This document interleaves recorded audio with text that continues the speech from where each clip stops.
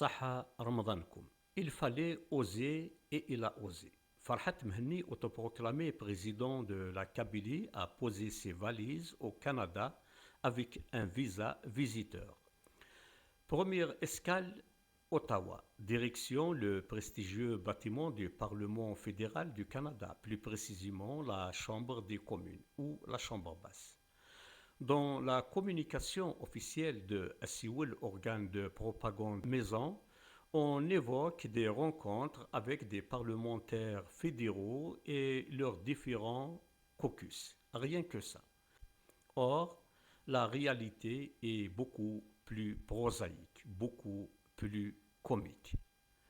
Car notre chef d'État, sans État, n'a rencontré qu'un seul groupe, le Bloc québécois, un parti minoritaire, régionaliste, indépendantiste, disposant d'un nombre de sièges qui ferait passer une assemblée de copropriété pour une superpuissance parlementaire. Un groupe qui dispose uniquement de 22 sièges sur 343.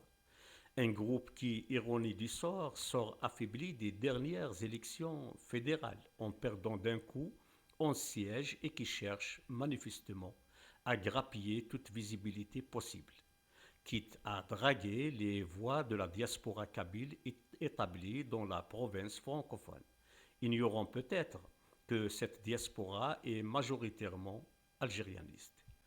On assiste donc à la rencontre de deux solitudes politiques, un mouvement sans territoire reconnu et un parti sans influence nationale. La réunion s'est tenue dans une salle ordinaire du Parlement, l'une de ces pièces banales où les députés reçoivent quotidiennement citoyens, associations, étudiants en visite ou délégations diverses. Autrement dit, un rendez-vous privé parmi des dizaines d'autres. Aucun caractère diplomatique, aucun statut officiel, aucun engagement institutionnel. Rien qui n'implique de près ou de loin le Parlement canadien. Mais le MAC, fidèle à sa tradition théâtrale, a décidé d'en faire une superproduction hollywoodienne. Location d'une berline de luxe, fanion soigneusement disposée, arrivée chorégraphiée sur le parvis comme s'il s'agissait d'un cortège présidentiel réel. La scène rappelle ces mariages où l'on loue une limousine pour impressionner le quartier.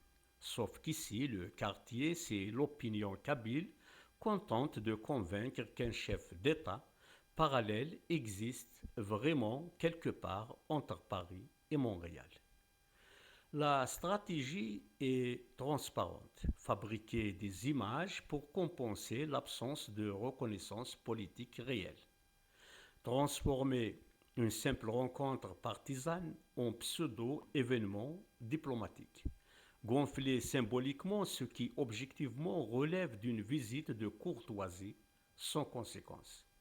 Mais la question demeure, qui peut encore être dupe? Certainement pas les institutions canadiennes, rompues depuis longtemps aux visites d'activistes du monde entier.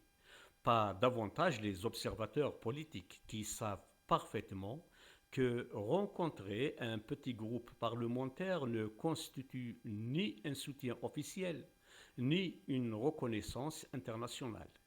Quant à la diaspora kabyle que certains imaginent manipulable à coups de mise en scène automobile, elle reste majoritairement attachée à son identité algérienne, loin des fantasmes d'une république couscoussière fictive composée essentiellement de trois grands États imaginaires que sont YouTube, Facebook et TikTok. Au fond, cette séquence canadienne révèle surtout une chose. Le MAC vit davantage dans l'image que dans la réalité politique. Il fonctionne comme une marque en quête de visibilité, pas comme un acteur crédible des relations internationales. Farhat Mhenni, lui, continue son rôle avec conviction. Costume de président, voiture louée, décor parlementaire en arrière-plan. Tout y est, sauf l'essentiel. L'essentiel, ça veut dire un peuple derrière lui, une légitimité politique et surtout un État. Au revoir.